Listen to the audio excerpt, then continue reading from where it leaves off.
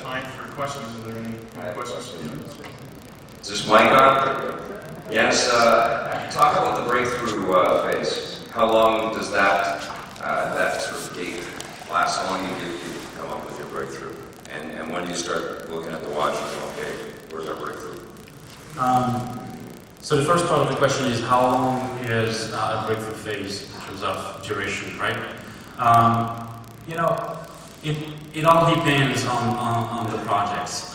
We basically monitor two things: the time spent by a team on their attempt to reach a breakthrough, and also obviously the talent and energy that we put on it. So from my experience, we've never spent more than between 4 and 6 months to get a breakthrough.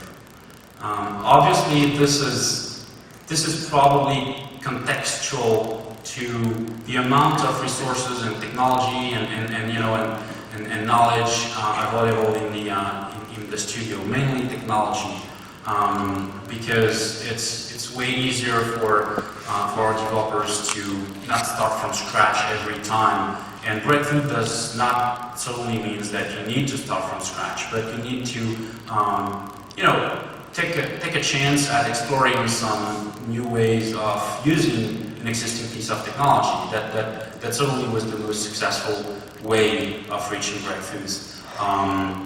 This has been the way on Splinter Cell. It also has been the way on Assassin's Creed.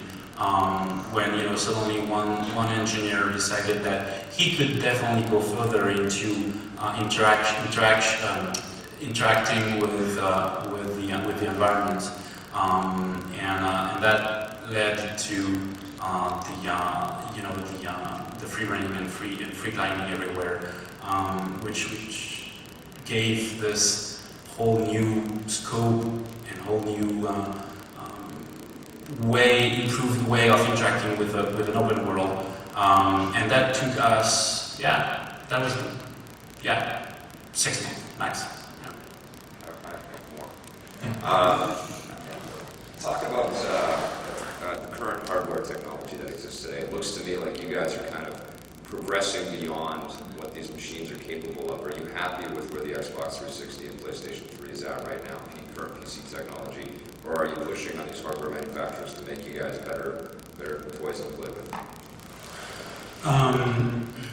Well, we're definitely happy with the current generation cycle on the hardware side of things, in a way that it allows the team to still explore further the capabilities of the machine, especially on the PlayStation 3. I think that in regards to how can we have this technology evolve, then as usual you need to look at what is feasible on the PC, and the new and upcoming PC chips is definitely will probably lead the way. We're exploring that as we talk. I think the future looks brilliant for the hardware. Yeah. Would you say as a group, as a company, that you would want new consoles, imminently, or would you rather things stay the way that they are for the next few years? It's an interesting question, and I think it's a question that needs to be answered in a very global way, because it's not just technology for the sake of technology. There is a lot of inertia within mastering a technology, and if your question is there still gas under, is there still power under the gas on the current machines? I think that it definitely depends on the talent. Thus, I'm sure it does. Now, will there be new machines in the years to come? You have to ask the question to the guys who are running the show. All right. And obviously, there's been a lot of discussion about Natal and some of these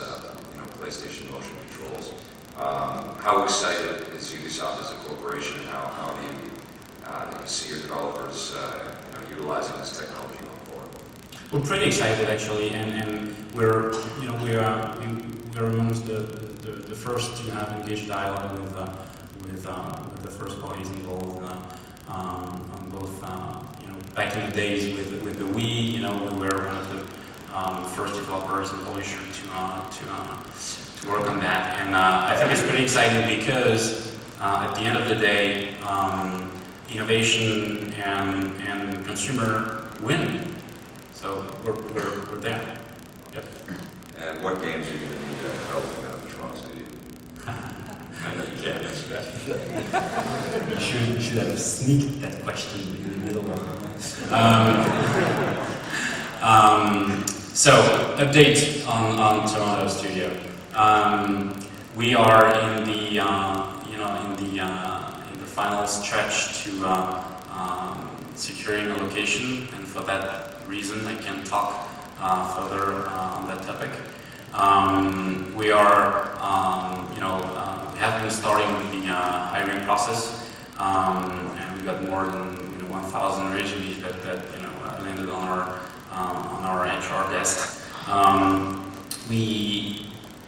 Victor, I know the answer of the question you asked, and very soon now we'll definitely the word will spread on what games will be developed in the Toronto studio soon to come. Yep. I enjoyed your presentation, Yannis. My name is Blaine, and I had a question for you about convergence. You're talking, you touched about return convergence. And I'm wondering if, that's better, I'm wondering if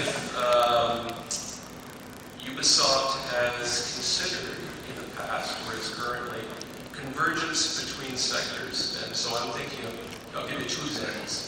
Maybe there's more that you can comment on. Gaming and healthcare, or the other one, gaming and philanthropy. So there's two, but has Ubisoft looked at this idea of convergence between sectors? I'll repeat the question to make sure that everyone understood. We've been talking about convergence, and the question is, has Ubisoft been thinking about convergence also between sectors such as video games and healthcare, for example, or video games and what do you say? Philanthropy. Sorry, thanks.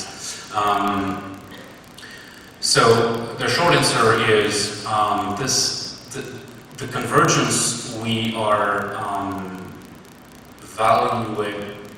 we value is again the one that brings entertainment value and entertainment coherence for the consumers. So I would say the first answer is that this is probably not our first attempt regarding the conversion strategy. This is definitely something we've been looking at, and we're still looking at. It has another name, like serious gaming. But the type of convergence we're looking at right now is the one that brings an enriched experience for